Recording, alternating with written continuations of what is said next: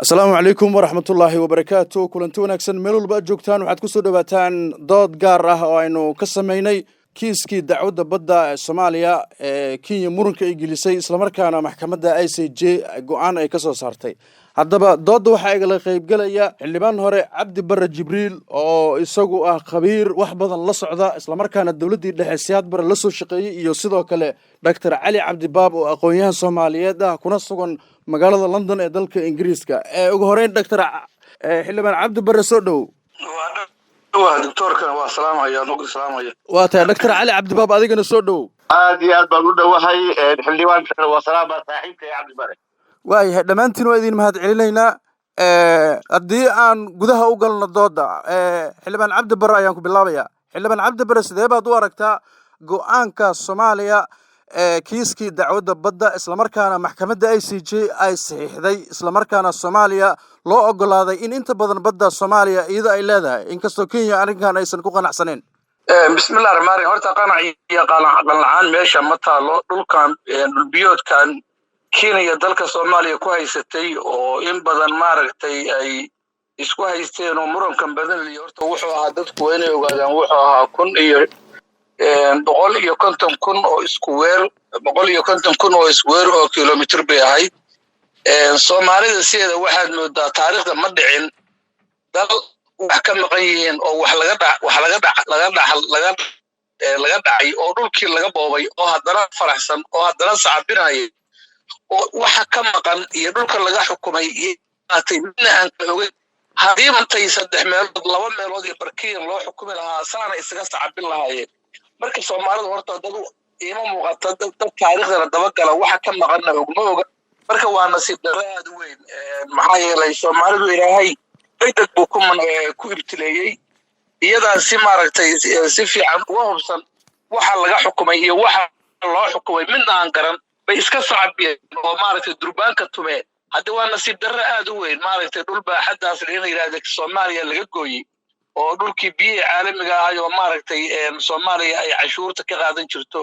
maraakiibtu mari jirtay ilaa Soomaaliya laga jiro xagga loo leexiyay haddana ku faraxsan oo ku qanacsan oo looyaradii iyo maaragtay adduunkii maxkamadda jooga qaar ku kala qaybsameen oo yiraahdeen war arrintan ayaan ku degdegin dhul bayaryeena cid kala siinin cadaalad darrada iyo maxaynu cadaalad ka nahay bay haddana Soomaalida sacabinayaan oo meel kasta mashxaradayaan oo maaragtay marka waa nasiib darro aad u weyn waayahay Dr. Cali Cabdi Baab baan siinaya doctor soo dhow adigana aragtidaada la xiriirta go'aanka maxkamadda ICJ ee kiiska dacwadda badda Soomaaliya ee Kenya muranka ay gelisay waa idin salaama adiga iyo xildhibaanka waa idin wada salaama salaamu calaykum iyo dhageystayaashaba runtii waa sida uu u sheegay xildhibaan Cabdi Barre waxaa nasiib darro ah shacab Soomaaliyeed iyo madaxdiisii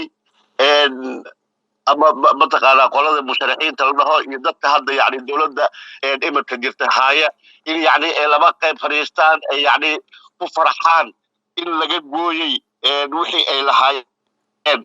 19,000 oo square oo kilometer laga gooyay oo u dhiganta 12 meel oo u dhiganta in laga gooyo haddana ku faraxsan yani aniga ma garan karo micnahaasi sababtoo waxa waaye haddii qofka dacwooday waa dowladda dalka Soomaaliya dacwooday wuxuu ku dacwooday in Kenya ay ka haysato dhul badeed ay ka haysato ayuu ku dacwooday dacwadii maxkamadda markii la tagayne qofkii dacwooday ayaa waxa qofkii dacwooday oo watay 100 shilin oo ku dacwoonay 100 shilin ayaa Kenya igu haysata ayaa waxa laga qaaday 20 shilin haddaba yani qofkii dacwooday iyo qofka laga dacwooday yaa faa'iido qaba qofka 100 watay oo 25 laga qaatay yaa faa'iido qaba mise qofka qaatay ayaa faa'iido qaba waa su'aal mudan in la isweydiiyo shacabka Soomaaliyeed iyo madaxdooda waxaad moodaa horta madaxda waxaan u arkay nin walba in uu ahaa liban haadin nin walba inuu mana sheegto oo liban sheegto ayay horta ka ahayd ayaga kama ahayn guul iyo guul daro la gaaray midna ay dantooda ma ahan madaxda ama yani mucaarad ahaadaan ama muxaafad ahaadaan musharaxiinta hadda yani xilka ha ahaadaan iyo kuwa hadda jooga ha ahaadaan يعني دن كله هاد بمله هاد سببتو واحد بوديسا يلو يعني أن إلى آخرين أو أن جلينين يعني أن شورة لجلينين أو أن شور لجلينين إن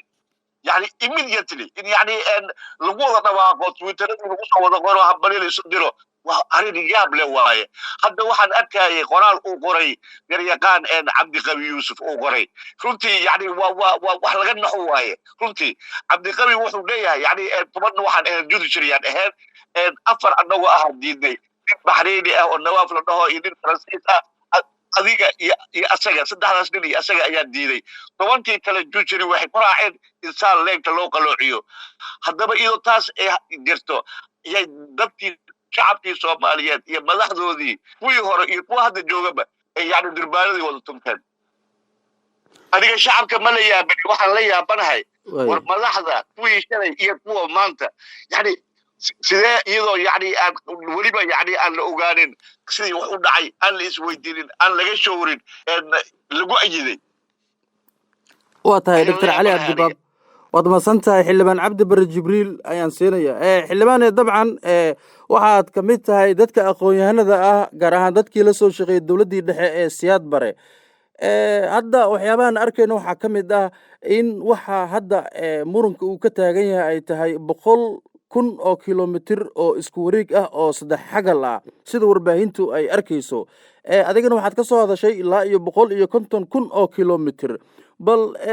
arrimahan isqabqabsiga dhinaca badda oo Soomaaliya hadda iyo dawladdii dhexe sida markaa dhulkaas uu ugu cabirnaa bal maxaad faahfaahin aad naga sii kartaa horta doctorka aad buu u mahadsan yahay runtii intuu ka shaqeeya waana arrin laga naxo orku tagle oo runtii aan maanta loo baahnay dawladda hore oo kacaanka Soomaaliya ilaa 60kii dhulka Soomaaliya wuu xadeysnaa haltaa kana cid kuma hunguriyin jirin mana taaban jirin qaranada Soomaaliya muqdis bay ahayd laakiin dad dalka maanta waxa yimid oo garwadeen ka ah ama siyaasiyiin ahaadeen musharaxiin ahaadeen ama kuwa xukunka jooga ha ahaadeen dalkaba aan aqoon kilomitirkiisa iyo maaragtay badihiisu intay tahay iyo baaxadda biyo mareedka caalamiga intay leeyihiin midna aan aqoon baa horta halkaa ka muuqata marka waxaan rabaa waxyaabo yaryar oo dhacay inaan horta bal aan dul maro weli waxaa aad ula yaabay qareenadii qaarkood baa ku qanacsanayn wax loo xukumay markaasaa Soomaalidii seeftoodii aynu hubsiinta lahayn inta iskala boodeen bay farxad iyo boodbood horta la galeen taasna waxay dhabarjab ku tahay arrinta qareenada ka hor yimid marka arrinta hadda sheegtay muranka ay Kenya gelisay wuxuu dhammaa 150,000 oo square weeye oo kilomitir waa square kilomitir weeye horta biyo ayaan sidooda dawladda iyo xadeynta hadda loo sameeyay waxa la siiyay 19,000 oo u dhiganta 12 mil oo dhulbadeedkii ugu weynaa ee la siiyay Kenya waa ay tahay balogyada la siiyay dadku si fiican uga baaran daga waa balogyada gaaska iyo shidaalka iyo macdanta ay ka buuxeen haddaan tusaale ahaan soo qaato balogga L5 L32 L39 sida ay xariiqeen bay horta maxkamaddu wax xariiqay oo maxkamadiyo aan go'aan gaarin sida doctorku sheegay oo looyaradii qareenadii ka hor yimid oo yiri warbadan yeenaar cadaalad darre ka gelin oo la yiri bal xal keena idinku anigu saana wuxuu aragnay qoraal keena oo qoraalada lagu maqan yahay in la iska sacabtumo oo durbaanka la tunto oo waxa aragna la kiciyo oo waan guuleysana la yiri oo xalfadan qaban liido oo aan ka hadlin war 12 kaar badeenar maxaan ku kasbanna maxaa lagu bixiyay maxaa lagu xukumay aan oran ninkii madaxweynaha meesha sii fadhiyo anigu aan oqan masiibo Soomaaliya loo diray oo san ka hadlin meeshu inuu ka aamusan laqaat asna durbaanta tuntay meesha oran lahaana waxaan nama qanciyaan dhul Soomaaliyeed iyo bad Soomaaliya qayb raali kamani nimankii musharaxiinta iyo kursiga raadinaya laftigoodii noocay doontaan inta xaflad qabsadeen dabaaldegaan oo ay boodboodaan oo aan mid soo qaadaa jirin war 19,000 oo maxaa biyo badeedka oo 12 kilomitir oo angalka maxaa lagu bixiyay maxaa sabab lagu sababeeyay marka halka waxaad ka garanaysaa Soomaalidaanu in ayna ahayn dad waxna fiirsha mararka qaarkood waxaa dadku miyayna wax akhriyin miyayna badaha xuduudooda la socon miyayna dhulka baaxadiisa la socon marka dee arrintaas waxay u taalla shacabka Soomaaliyeed maanta inay ka diidiyaan oo ka istaagaan dhibaatada maanta Soomaaliya qarannimadii iyo dowladnimadii iyo waxa ugu weynaatay in walba sida doctorku hadda sheegay Allah la adigu ku faan Allah la adigu adaa wax soo ceshay bari maarta kursiga raadso war dalkii hadii la gogoostay oo badihii la gogoosanayo oo xuduudihii amxaara iyo cajub cadow meel kasta kala bar haystaan oo aan ninka aan ka hadlayno yuu bari xukumaya yuu madaxweyne u noqonaya waa nasiib darrada maanta Soomaaliya ku dhacday aad iyo aad bal arrinta wax xuma waayahay xildhibaan cabdi bare waad mahadsan tahay dr cali cabdi baab ayaan siinaya doctor adigana bal maxaad leedahay waa sida uu sheegay saaxiibkay xildhibaan cabdi bare horta waxa yaab ah aqua distancega yani leenkii toosnaa in yani hal mar adjust lagu suubiyo oo la leexiyo dhinaca waqooyi loo leexiyo kadibna xagal 18 degree loo suubiyo ee la ogolaaday ayaa horta yaab ah taasoo yani Soomaaliya siinayso baloogyada L24 meeshaasi waxaa ku dhumay sheegashadii aan sheegan jirnay xuduud beenaadii aan lahayn NFD horta meesha waa ka baxdo waxay noqotay xuduud rasmi ah wixii ka dambeeyey 12 Oktoobar waxay noqonaysaa NFD dhul يعني حدود دي يعني لا هاي دولة كينيا نقولها marka waxa yaab ah rujal buxigenka guuleed isagoo yani jooga heeg ayuu markii maxkamadda laga soo baxay shacabkii yani meeshay taagnaa oo dalbeesnaa intuu soo hor istaagay ayuu wuxuu u sheegay in ay Soomaaliya guuleysatay waxa la yaabay miyuu wax dhageysanayna markuu meesha fadhiyay waxba dhageysanin miya qoraalo minutes ma haysanin miya waxa meesha la sheegay mataqaanaa president of support ay ka hadlaysay ma maqlaynin miya intuu banaanka soo istaagay dadkii meesha joogo iska galbeeysan yani ummadda horta shacabka Soomaaliyeed waa oral society dad wax akhriya maahan waa dad wax maqlay intuu soo hor istaagay oo ugu aqbaliyay in Soomaaliya ay guuleysatay warheede markii adiga boqolkaaga shilin laga gooyay 25 shilin beeqaad khasaartay bis weydiisay marka waxa waaye dhibaatada jirto waxa keentay ninkan yani farmaajo la dhaho intuu yani TV-ga soo dhigay oo live-kii fiirsanayay asaga iyo mursal iyo niman kale yani waxaad moodaa yani show off in yani meeshaba yani in yani nin walba uu yani sameynaya dowlatus nin walba wuxuu sameynaya dowlatus waxdaana waxay meel ba isku aruursatay musharaxiinta farmaajo iyo waxdiisna meel ba isku aruursadeen labadaba yani waxay sameynayeen dowlatus cid yani haddaba yani daraasad ahaan ula socotay waxa meesha ka dhacaya ma jirto qof waliba waxa uu yani uu sugayay inta yani uu ka dhamaanayo maxaa go'aanku noqday maxaa qaldamay wax la isweydiiyay ma jirto hatta guuleedkii meesha fadhiyay ayaan waxba ka ogeyn wixii meesha uu fadhiyay marka waxaad moodaa runtii aad wax looga xumaado waaye in maanta yani xidigtii shanta gees aan sheeganaynay gees horta waa baxday xidigtii shanta gees aan sheeganaynay iyo xuduud beenaadkii aan dhihi jirnay meesha waa ka baxday xuduud rumeeda yimid waxaa timid xidig 4 gees leh marka aadan laga xumahay in yani shacabka jalbaysan marwalba yani wixii loo sheegay iska qaata yani waa arrin aad looga burgoodo waaye shacab dhan oo yani dal iyo dibad jooga oo haddana yani aqoonyahanadiina ayan ka hadlaynin ayna u sheegaynin dhibaatada dhacday meesha ka dhacday aan loo sheegaynin waa arrin yani musiibadeeda leh waaye runtii waa arrin aad iyo aad musiibo u leh waaye marka waa musiibo qaran waxa dhacay musiibo qaranaa dhacay runtii guul ma ahan waxa Soomaaliya ku habsaday yani diyootay waxa waaye musiibo qaran ayaa 12 Oktoobar u soo hooyatay waayo wixii ay lahayd ayaa laga qaatay waxaana si toos ah u dhumay xuduud beenaadkii aan sheegi jirnay ayaa si toos ah u baxay oo noqday xuduud rasmi ah xidigtii shanta geesna hal geesaa baxay marka waxa waaye Soomaali weyntii la sheegi jiray meeshay ku dhamaanaysaa waa tahay dr cali cabdi baab waad mahadsan tahay xildhibaan cabdi bare dabcan baarlamaankii 9aad ayaad ka tirsan tahay arrintan kiiska ama murun biyuudka marar badanna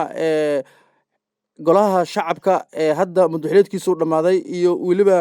kii adigu aad ka tirsaneedba waa la horgeeyey markii adiga aad joogtay xilligaas oo baarlamaanka aad ka tirsaneed bal kiiskan maxaad sidee baad ku wajahdeen ma iska meel baad iska dhigteen mise dood ayaa la geliyey horta baarlamaankii dooda dheer gashay oo runtii ka hor yimid oo taariikhda galay oo sharafta leh oo in la xuso horta u baahan waa baarlamaankii 8aad dowladda xasan sheekh baarlamaankii 8aad horta baarlamaankaasu sharaf u leeyahay baarlamaankaasu ay baarlamaanka hor istaagay oo tusay Soomaalida caalamka meel kasta ay joogaan in halka khalad ka dhacay oo Soomaaliland ka istaagtay baarlamaanka 8aad horta aad buu mahadsan yahay baarlamaankii 9aad saano kale markay u soo noqotay annaguna waxaanu ku raacnay baarlamaankii 9aad waxaanu ku raacnay go'aankii baarlamaankii 9aad gaaray baanu ku raacnay madaxweyne xasan sheekh runtii hadii adduunka markii xad la isku qabsado waxa xadka hadaya oo badaha maxkamadda ICC baa loo diray arrintaasuna waxay ahayd arrin horta runtii Soomaaliya ay u arkaysay xal u arkaysay horta taasay ahayd laakiin baarlamaankan hadda jooga oo hadda tobnaad baarlamaanka ma yeeraan baa la yiraahdaa maalna kama uusan hadlin saacadna kama hadlin dalka waxa ka dhacaya iyo burburka iyo dhibaatada iyo dilalka iyo hooga ka dhacaya nimaan maalin ka hadlin oo aan hal oran war wax wixii dalka dhacay waa loo yahay xasuuqi baydhabo ka dhacay waa loo yahay kii maxaa Jubbaland ka dhacay waa loo yahay xamar dhibaatada iyo hooga iyo silac ka dhacay waa looga galmudug wixii ka dhacay waa loo yahay meelaha kale Jubbaland ee Puntland duulaankii lagu qaaday waa loo yahay wax alla wax dhibaato dalka ka dhacay 4 sano iyo 8 bilood halaagii dalka ka dhacay baarlamaan aan ka hadlin oo hal maalin muxuu ahaa waxaan dalka bixu yahay horta lagu ma tilmaami karo baarlamaan lagu ma tilmaami karo oo dalku 4 sano baarlamaan la'aan baa dalka ku dhacday marka runtii baarlamaanka mudnaanta leh oo runtii qayb weyn ka qaatay baarlamaankii 8aad buu ahaa iyo baarlamaankii 9aad oo asna ku raacay baarlamaankii 8aad markii dib loo soo cusboonaysiiyay madaxweyne xasan sheekh ku khasbay in kiiskan badda caalamiga la geeyo haddii aan badda maxkamadda caalamka la geyn lahayna hadda in yar baa laga cabanayaa boqolkiiba 90 inta la qaato bay Soomaalida u sacabin lahayd bad lagama maqan oran lahayd marka waxaa nasiib daraa dadkaanu miyayna taariikhda isku la dhigan miyaan la barin xuduud beenaadka miyaan la barin il iyo dhul miyaan la barin miyayna ka warqabin nimanka maanta wada faraxsan oo wada ordahaya oo musharaxiin haato oo mid hadda kursi fadhiya haato waa dadkii ku soo bartay canshuurtan dalkiisa wax ku soo bartay waa dadkii taariikhda Soomaaliya soo bartay maxaa ka khaldan ma la isweydiiyey waxyaabaha ka khaldan ayagoo waxaa fiirsanaya oo ilaa xala aan ka hadlin bay hadbanayeen musharaxiin baan hayo jagaan u soconnaa taasna waa nasiib darro aad u weyn waayahay xildhibaan cabdi barre waan kugu soo laabanayaa doctor cali cabdibaab marar badan dhegeysiga kiiska dacwadda badda dabcan haddii aan qaldaneen oo aad ka qayb gashay oo dadkii waxaad ka mid ahayd boorarka sitay ee Soomaaliya u rajaynayay in guusha ay ka gaarto bal maxaa xilligan gabay in kaalintiini aad qaadataan maadaama tiin aqoonyahanadii Soomaaliyeed ee dalka dibadiisa ku sugnaa si marka laftirkiina goobjoog aad kaga noqotaan waxyaabaha xilligan aad ka dhiidhinayso runtii marka hore waxaan rabaa inaan ku kabo saaxiibkay cabdi bare baarlamaankii 8aad iyo 9aad ammaan bay mudan yihiin madaxweyne xasan sheekh runtii ammaan buu mudan yahay wadadaal yani maanta yani inta yar oo la helaybo waxa lagu helay baarlamaankii 8aad oo reject sameeyay iyo 9aad oo ku qasbay in yani la geeyo maxkamadda cadaaladda iyo madaxweyne xasan sheekh oo yani aad iyo aad ugu taxaluujiyay sidii maxkamad uu u geen lahaa uusan ka wartamin oo u ogolaaday waa arrin aad iyo aad u fiican ahayd balse waxa halaabay dhamaystirkii runtii ninkan hadda meesha fadhiyaaye dowladda tan ninkan hadda madaxda ka ah farmaajo dhamaystirkii ayaa ka halaabay sababtoo ah gabadhii munasharman waa kii laga eriyey laga saaray maxaa qareenadii waxaa laga saaray ninkii ahaan jiray dareeqankii Soomaaliya ahaan jiray magaciisa iga maqan hadda waa kii laga reebay marka waxaa meeshii lagu soo daray dad aan yani aan ehel u ahayn waxa laga hadlayo ayaa horta meesha lagu soo daray marka runtii waxaaba noo muuqataybo in aan mataqaanaa arrinta aysan kusoo dhammaanaynin si farxad leh waayo qofka wuxuu meel tegi karaa ama yani uu dabaashaadi karaa markii arrinta qaabka ay u socotahay uu arko ayuu mataqaanaa isaga naftiisa hami iyo mataqaanaa ay geli kartaa balse haddii aad u jeedid qaabka wax u socdaan looyaradii in la bedelay qaabkii wax loo waday in la bedelay dad aan ehel u ahayn in loo dhiibay marka waxa waaye waxay noo muuqatay in meeshaasi ay mataqaanaa fadeexa maaye farxad aysan ka imaan doonin ayaa noo muuqatay runtii dowladda tan waxay yani aad iyo aad ay xoogga u saartay in ay dudumiso nidaamka federalismka ee shacabka soomaaliyeed ay ku heshiiyeen keliya ayay mataqaanaa ku heshiiyeen baarlamaankan hadda jira waa baarlamaanka keliya ee hal mar hadlay halkii mar uu hadlayne waxay dhaheen 2 sano ayaan ugu darnay farmaajo يعني مالين كلا هالليل ماله شبير بالي مالين بيتبقى قاد مالتي أي قادر مو اللي يقبتي مالين تاسي هالليل مالين تاسي واحد هن لبس سنة أيام فرماجو قدر لي بس مصيبة ذا قرن عليه واحد مسؤول كا دولة ده هاد الجوكتا مسؤول كا يلا يعني تتوا شيء سوي شيء دريا قاندي يلا يردي بتقانا دعوة حتى الشيخ وإجمدي أيها كوضع صاري أو إذا أهاين garyaqaano aad iyo aad aqoontooda ay u sareyso ehelna u ah waxa laga hadlayo ehel u ahaa ayuu ka saaray maxamed cabdullaahi farmaajo sida gabadha Muna Sharmaan iyo hebel daahir garyaqaankii ninkii Soomaaliya ka ahaa magaciisa hadda ma xasuusto iyo dad badan iyo dad kaloo badan ayaa mataqaanaa laga saaray oo yani doodii markii hore ayaga bilaaway oo maxkamadda geeyey gabadha Muna Sharmaan waxay ahayd gabadha yani fikradda keentay ahayd wasaare ku-xigeenkii Fawziya gabadha mataqaanaa u soo sheegtay arrinta khatarteeda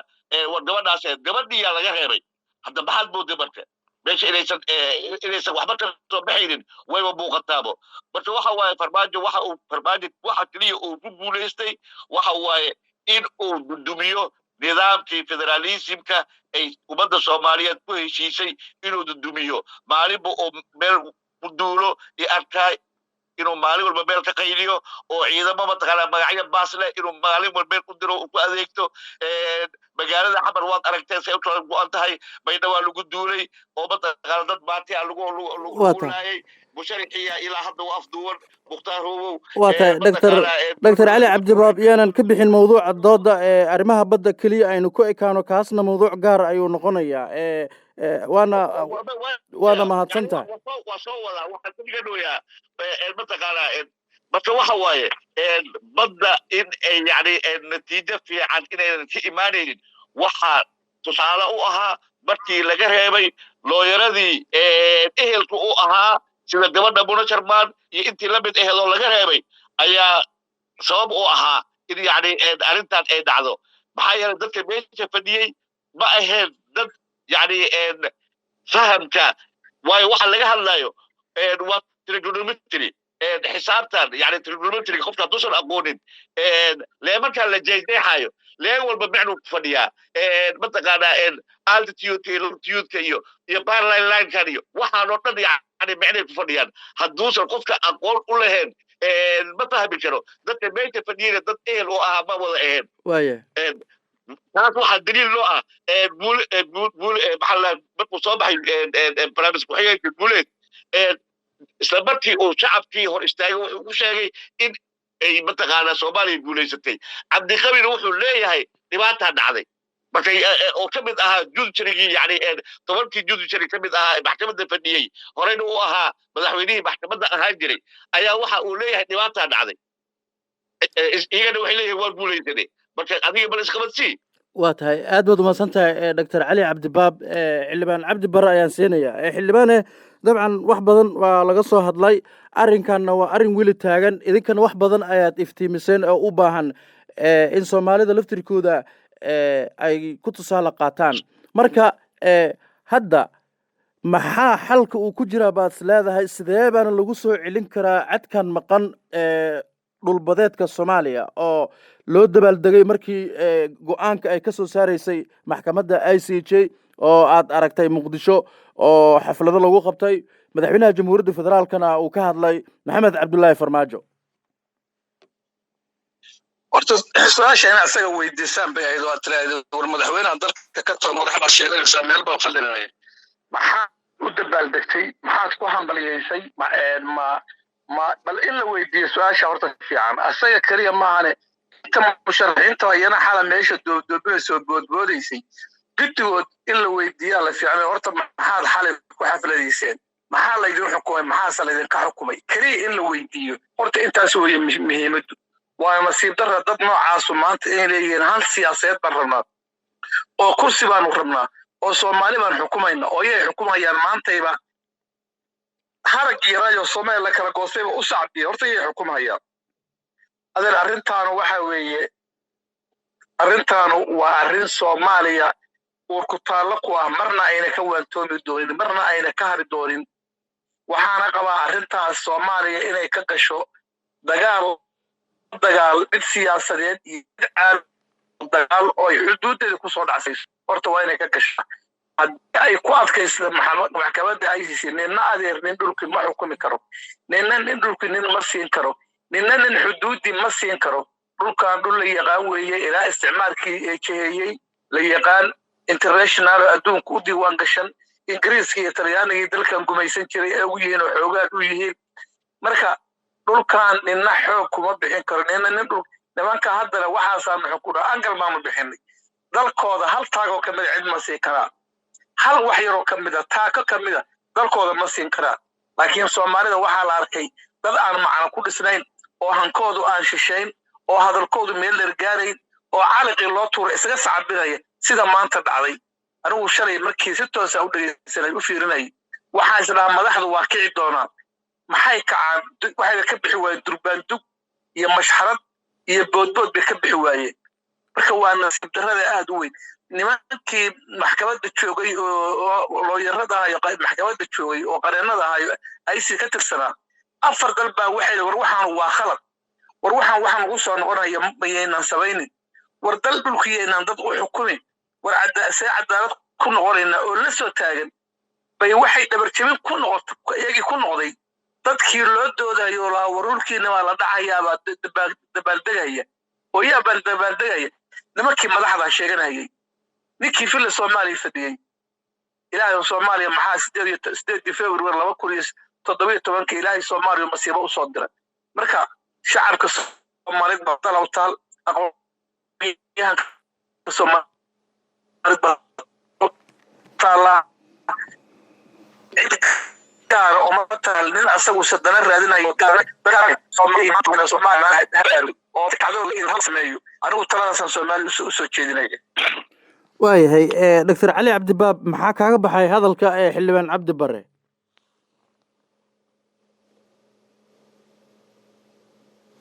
hello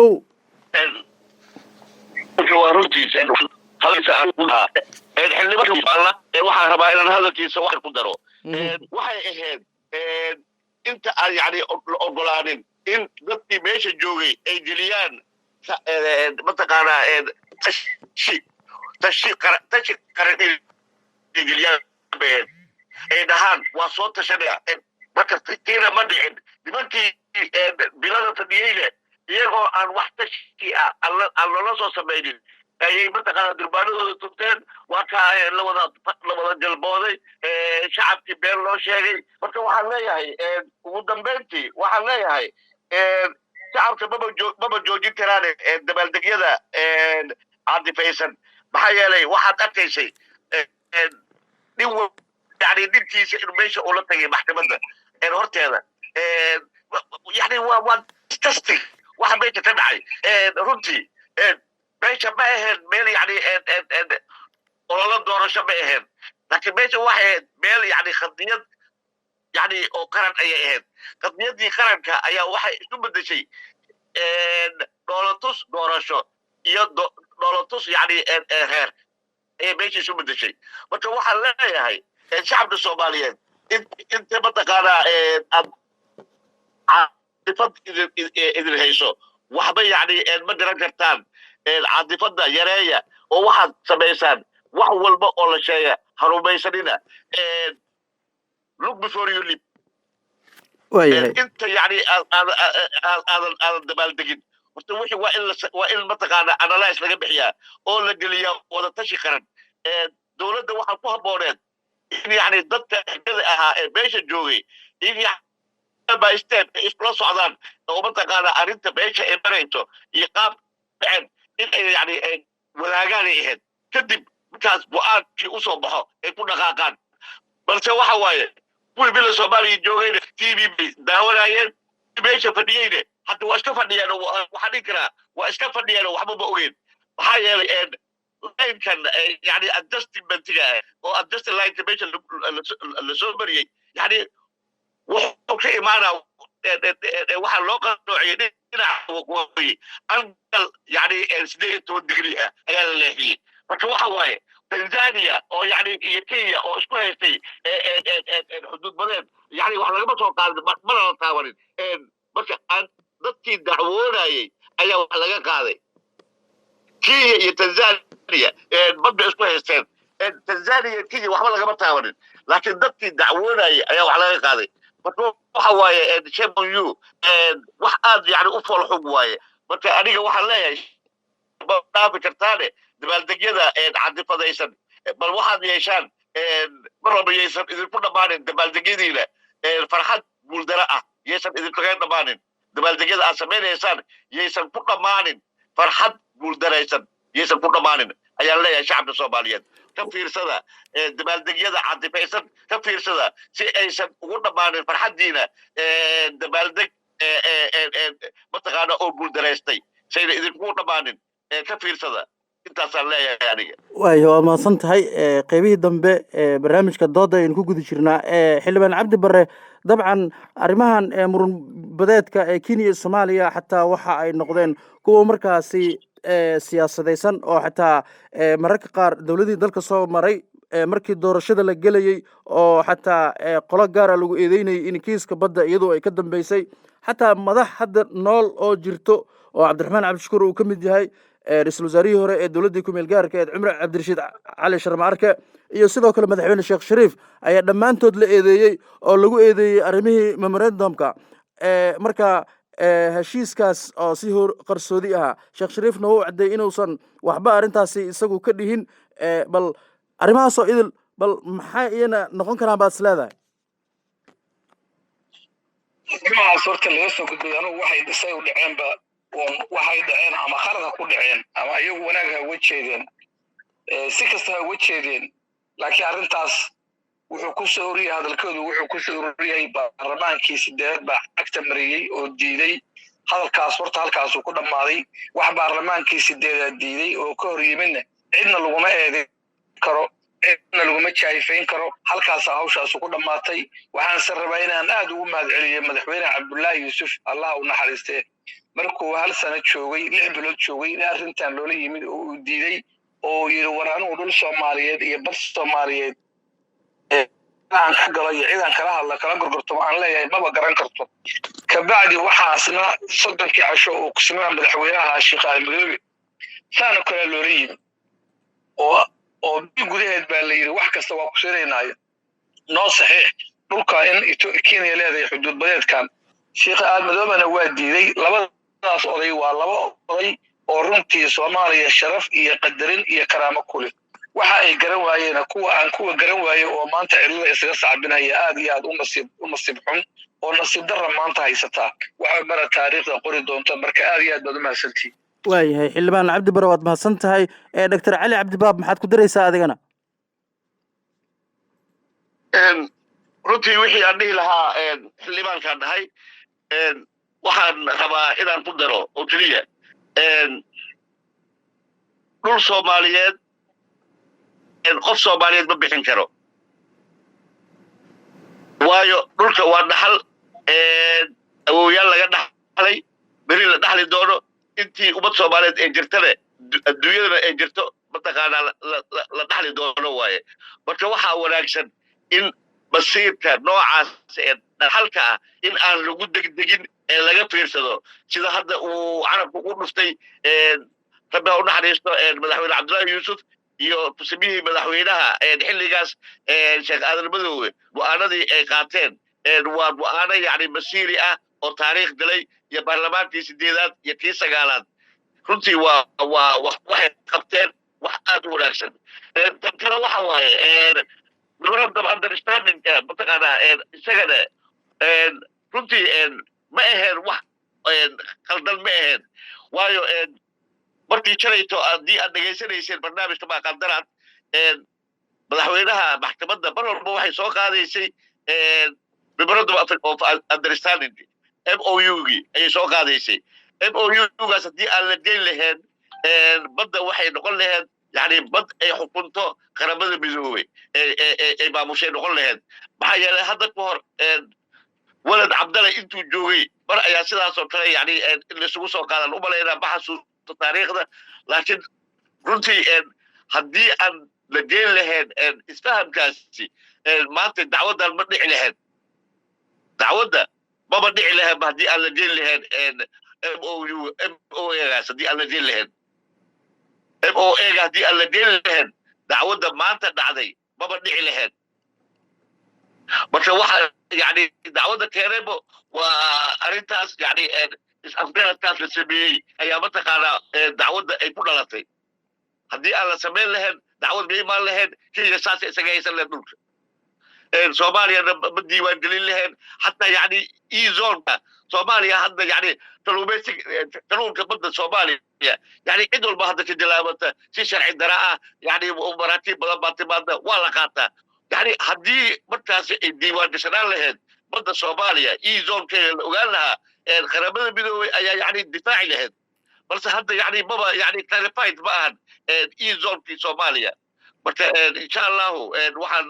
ugu baaqaa shacabka soomaaliyeed iyo mas-uuliyiinta imaan doonto in arrintan aan sidaa looga harin waayo wax yar ma ahan 19 kun iyo mataqaana iyo wax la jiro waaye wax yar ma ahan marka waxaan leeyahay iyo e-zonkii oo laga dhigay mataqaanaa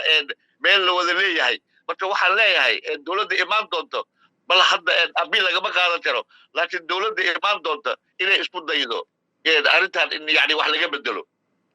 intaasaan dhihi lahaa waayo aad baad umahadsan tahay xildhibaan cabdi bare gabagabadii adiga ayaa noo soo xiraya maxaa tala ama baaq aad jeedin lahayd baaqa aan jeedinayo aan kusoo gabagabanaya waxa weeye soomaali maanta ha tashato kuwa musharaxiinoo maanta xil u taagan iyo mid sila soomaaliya ku xaraysan midna soomaaliya yaa rajo laga sugin tala yaan laga sugin maxaa yeelay ilaa hadda ma ayna soo hadal qaadin 12 kilomitir oo la goostay oo Kenya xagalka loo leexiyey oo bad Soomaaliya dhulbadeedkii Soomaaliyeed ninka aan ka hadlin ilaa hadda aan ka hadlin inuu u sacbiyo oo u mashxarado oo u xafladeeyo oo u boodboodo maahane berrina inta hartu saas kale u bixinaya marka Soomaaliya ha joogtoonaato Soomaali waa inay ka fiirsataan ninka maanta ay madaxweyne ka dhiganayaan ama ninka hogaaminaya inay maanta ka fiirsadaan oo ka baaran degaan oo danahooda ay ka fiirsadaan baan kula talinayaa aad iyo aad baad mahadsantihiin hagaag aad bay umahadsan yihiin xildhibaan cabdi bare jibriil iyo sidoo kale dr cali cabdi baab oo isna aqoon-yahan soomaaliyeed oo ka qaybgelayay dood aynu ka samaynay arrimaha badda iyo go-aankii maxkamadda ICJ ee dowladda federaalka iyo midowga musharaxiintuba dhammaan ay taageereen inkastoo la leeyahay soomaaliya dhul badan ayaa ka maqan tan iyo inta aynu dib ugu kulmayno dood la mid ah